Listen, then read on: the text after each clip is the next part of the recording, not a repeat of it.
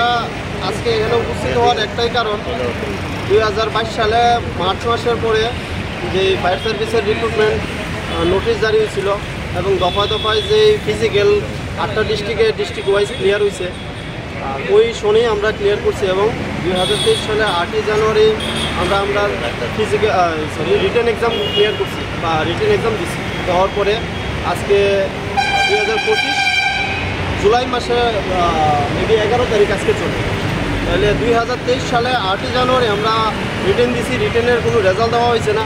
এরপরে দপ্তরের সঙ্গে যখন যোগাযোগ করছি তখন কইছে যে মেজর ইস্যুর কারণে এটারে ক্যান্সেল করা হয়েছে।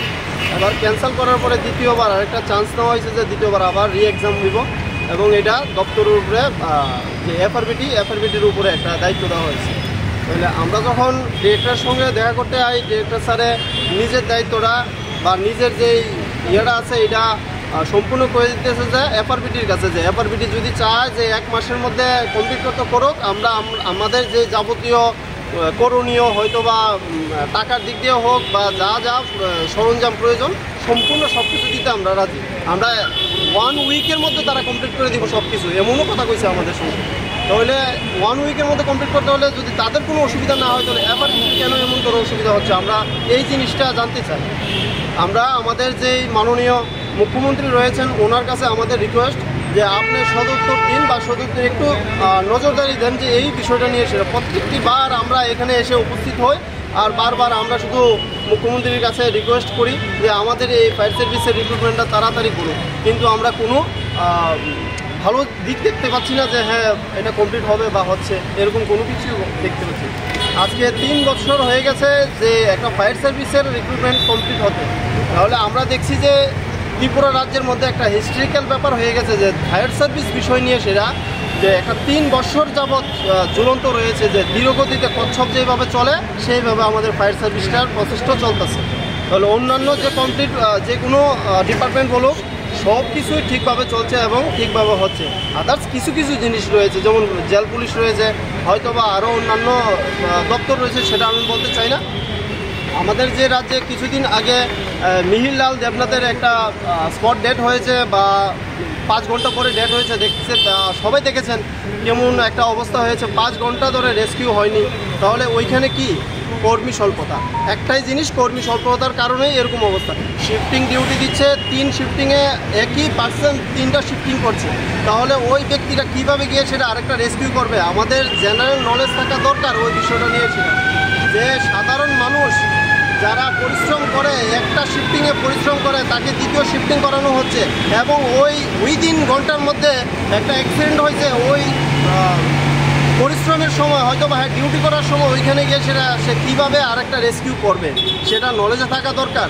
এবং আমি এর পাশাপাশি আরেকটা জিনিস একটু নলেজে দিতে চাই সবাইকে, যে মেডিকেল টিম ওইখানে থাকা দরকার ছিল, যেটা এই বিষয়ে আসে না। তারপরে আমি বলতে চাচ্ছি যে মিহিরলাল দেবনাথ যে মারা গেছেন, ওইখানে যদি কোনো মেডিকেল স্টাফ, মেডিকেল টিম যদি যেত এই 5 ঘন্টার মধ্যে হয়তো কোনো না কোনো প্রকারে ওনাকে একটু সুস্থতার একটা দিক দেখাতে পারতো এবং রেস্কিউ করা যেত।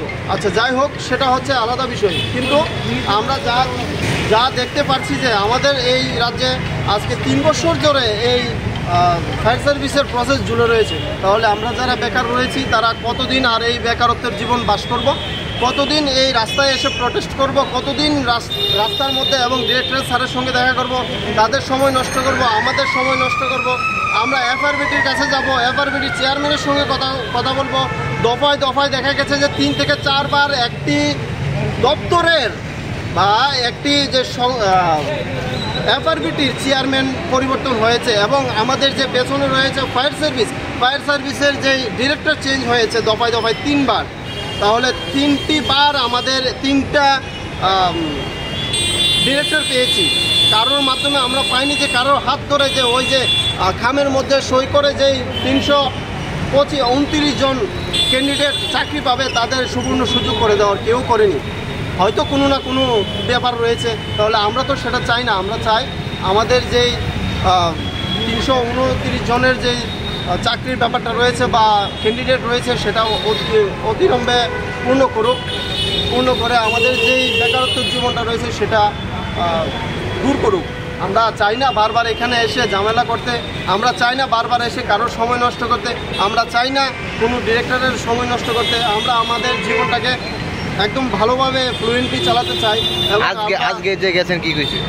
আজকে যে গিয়েছি ওনারা তো একদমই এফআরবিটির উপরে দায়িত্ব দিয়ে দিয়েছেন।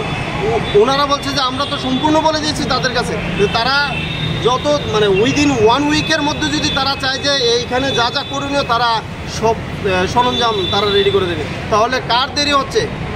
আমরা কার দিকে ছেড়ে থাকবো, কার কাছে বলবো বা কার দিকে আঙুল তুলে বলবো যে এই দপ্তরের গাফলতি হয়তো বা, নাকি বলবো ডিরেক্টর, নাকি বলবো এফআরবিটি? আপনারাই বলুন বা আপনারাই আগে করেছিলেন যে আমরা দীর্ঘ 3-4 বছর যাবত যে রেলিটা হয়েছে আমরা প্রায় 50,000 পয়েন্ট মানে রেলিটার মধ্যে অংশগ্রহণ করছি। এর মধ্যে কোয়ালিফাই হয়েছে মাত্র 1700। এরপরে এর মধ্যে আমরা যে রেলিটা কমপ্লিট হয়েছে 1700 ফলাফল কমপ্লিট হয়েছে। কোয়ালিফাইয়ের পরে আমরা যে সরকারের কাছে যে এরকম পর্যায়ে দাঁড়ায় গেছি, মানে আমরা সরকারের কাছে অনুরোধের ভাষা কীভাবে অনুরোধ করলে যে সরকার শুনবো আপনার কথা, কোন ভাষা অনুরোধ করলে আমরা তো এর ভাষা হারাই ফেলাইছি। যে মানে কীভাবে আমরা তো সাংবাদিকরা আছেন, বিভিন্ন কনফারেন্সে আমরা কথা বলি সিএম স্যারের সাথে। তাহলে আপনারা একটু আমরা তরফের থেকে জিজ্ঞাসা করবেন যে আমরা কোন ভাষায় তার কাছে রিকোয়েস্ট করলে যে তাই আমরা রিকোয়েস্ট অ্যাকসেপ্ট করবো, তাই না? আমরা এর 50,000 লোক মানে কত টাফেস্ট ইন্টারভিউটা আমরা এখান করে কোয়ালিফাই করে আজকে এখানে আইসি, এখানে দাঁড়াইছি। আমরা হকটার লাগিয়ে দিকে দাঁড়াইছি। আমরা এই হকের লাগে রোডের মধ্যে দাঁড়াইতে হইতেছে। আজকে এই সরকারের আমলে ডিজিটাল ফিগুর সরকারের আমলে আমরা দাঁড়াতে হইতেছে।